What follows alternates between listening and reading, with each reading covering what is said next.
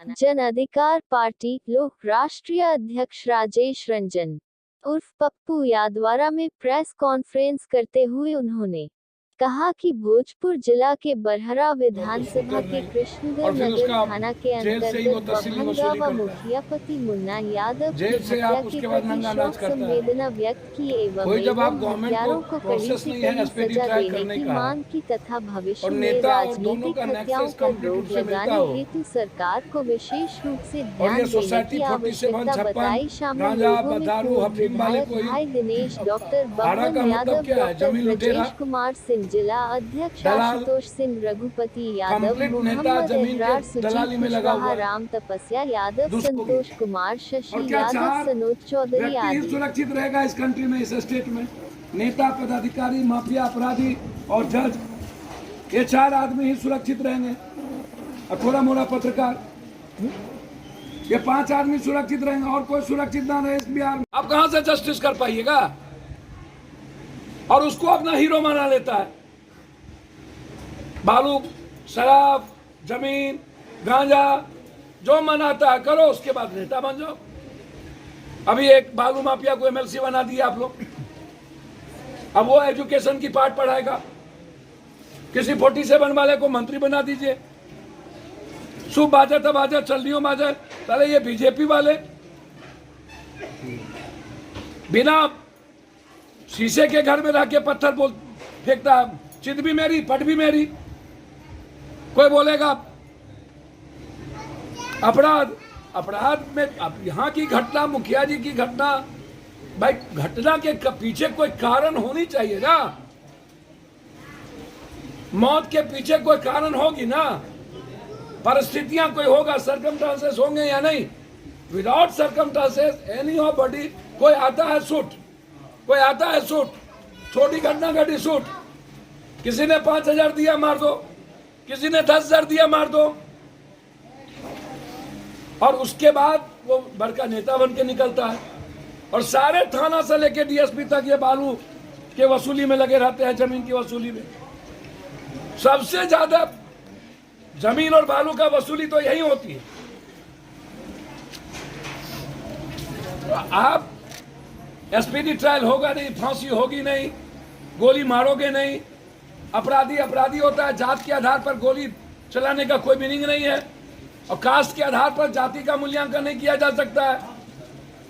घटना घटी है, जा रहे हैं हम। तो उसी दिन सबसे बातचीत किए।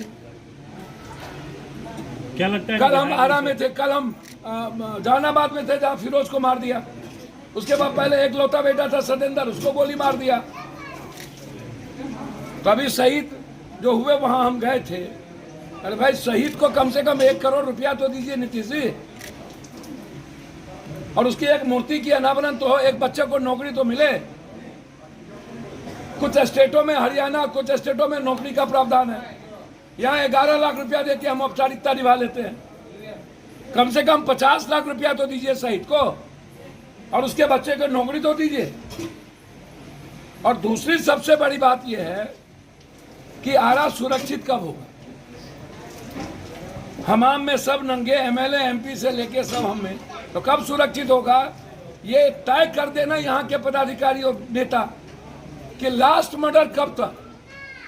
एक अंतिम तय कर दीजिए कि इसके मारने के बाद अब मर्डर नहीं होगा, या इस बलात्कार के बाद किसी बच्ची का बलात्कार नहीं होगा, या इस एक्सप्लॉयटेशन के बाद कोई एक्सप्लॉयटेशन नहीं होगा। एक फिक्स कर दीजिए। ये तो अनवरत कथा हो गई है, चलते रहना है। कोई सुरक्षित नहीं है, आप इसको जान लीजिए।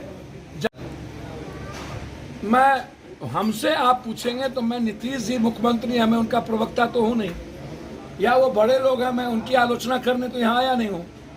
जब कोई घटना और यथार्थ होता है, मैं उस पर बात करता हूँ। मुझे लगता है बढ़ा हो या ना बढ़ा हो, मैं तो नहीं इस बात पर अभी कह पाऊंगा, लेकिन जो 17 साल लगातार मर्डर होते रहे, घटना घटती रही, उसी में कोई ऊंचा नीचा नहीं। जो मैं डेली जाता हूं, जो परिस्थितियां हैं, मैं इतना कह सकता हूं कि जमीन और बालू माफिया का मनोबल बढ़ा है। ये मैं आपको कह सकता हूं, बहुत क्लियर। कि बुद्ध और महावीर की धरती पर ऐसे लोगों का समावेश ही नहीं होना चाहिए। लव कुश और सीता के धरती पर ऐसे लोगों का समावेश ही नहीं होना चाहिए। सर हम कर्मयोगी है ना, कर्ण की भूमि है ना ये। गुरु गोविंद के न चारों बच्चे चुनार में चुनाए गए हैं मानवता के लिए। हम उसकी बात ना, आप गुरु गोविंद की बात करिएगा ना। पप्पू यादव से पूछिए कर्ण की, पप्पू यादव से पूछिए नालंदा और विक्रमशिला के बारे में, पप्पू यादव से पूछिए चंद्रगुप्त अशोक के बारे में जिसने वर्ल्ड के इकोनॉमी की बात किया। पप्पू की जबरदस्ती कहवा करके उसको कहता जल्दी तुम्हारा दिमाग घुट गया है। एक दलित को कहता है ये छूत है, इसको रोको, ये नहीं छू सकता। ये नचनिया पार्टी है। ये रिंकी के रिंकिया के पापा साला कभी आसाराम के नाच पर नाचता है, कभी कहीं पर। ये रिंकिया के मम्मी साला सांसद का भी सम्मान खो दिया साला इस देश में। ये नचनिया बजनिया, ये चखना अंगना कंगना रंगना चखना मंगना, ये सब नाश कर दिया भाई। शर्म होता है अब एमपी टेम्पी बनने में। साला ऐसे कर ले रहा था, थू हो। ये तरीका है। दिल्ली मंच पे नाच रहे हैं। कौन निरहुआ है, कौन रिंकिया की बीबी है, बेटी क्या रिंकी क्या है, पत्ते जरूर मानेंगे कि अच्छा आदमी है। शायद इस जन्म में नहीं हो सकता है। मैं भगवान के प्रति मेरी आदर है, मेरे संत के प्रति, शिरडी के साईं के प्रति मेरी पागलपन है। मेरा पागलपन ओशो को लेकर के है, मेरा पागलपन आनंद मूर्ति जी को लेकर के है, मेरा पागलपन अंधविश्वास को लेके मर जाएंगे तब। इस जन्म में ने क्या, इसका मतलब है मुझे गोली मार लेना चाहिए, आत्महत्या। बेकार है ना विज्ञान पढ़े हो, बेकार है ना विदेश में जाके पढ़ के आए। ये बिहारी बनने के लिए आए थे, हम पैदा हुए थे। हैं? ये गरीबी जितना ज्यादा है और बेरोजगारी बिहार में उतना दुनिया में कहीं नहीं ना है, इसलिए ना फायदा उठा लेते हो। और जो लोग इसको लाए हैं ना, उसको बोलो सीएम की बेटी, सीएम का बेटा, सीएम की बीबी, पीएम का खानदान, एमपी एमएलए का बेटी बीबी, मंत्री का बेटी बीबी को पहले क्रश में नंगा 10 किलोमीटर चलाया तब धल दिया था। 350 किलो आरडीएक्स कहां से आया? अमुक गाड़ी बुलेट प्रूफ नहीं है, ये कैसे पता चला? बाय रोड कभी दुनिया में नहीं गई, ये कैसे हुआ? एक आदमी सैया भेल कोतवाल तो अब डर काहे का? एक आदमी जो लगातार 2 बार चुनाव, एक बार कार सेवक, एक बार पुलवामा, उसके बाद उन्होंने एक पिक्चर बनवाई, accidental picture, accidental prime minister, जो मनमोहन सिंह को करिया, जो वर्ल्ड का सबसे बड़ा इकोनॉमिक था। दूसरा पिक्चर उसने बनाया, नहीं, नरेंद्र मोदी ने बनाया केरला स्टोरी। और चौथा उसने हाजमा खिजाब से लेकर और बजरंग दल तक आ गया। इतनी बड़ी नफरत पैदा करके भी वर्ल्ड के इतिहास में 170 सीट जीता था कांग्रेस, और फिर 136 सीट जीता कांग्रेस। साउथ हमेशा इंसानियत को जन्म देता है और हिंदी पट्टी हमेशा इंसानियत के दुश्मन बन जाते हैं। काहे? और आप पूछते हैं इसने ये कहा, हमारा संविधान क्या कहता है? पप्पू यादव उसके साथ। हम सनातनी हैं, हमारा देश वसुधैव कुटुंबकम को मानता है, हमारा देश सर्वधर्म समभाव को मानता है, हमारा देश हमेशा वैशाली समाजवाद की वो धरती।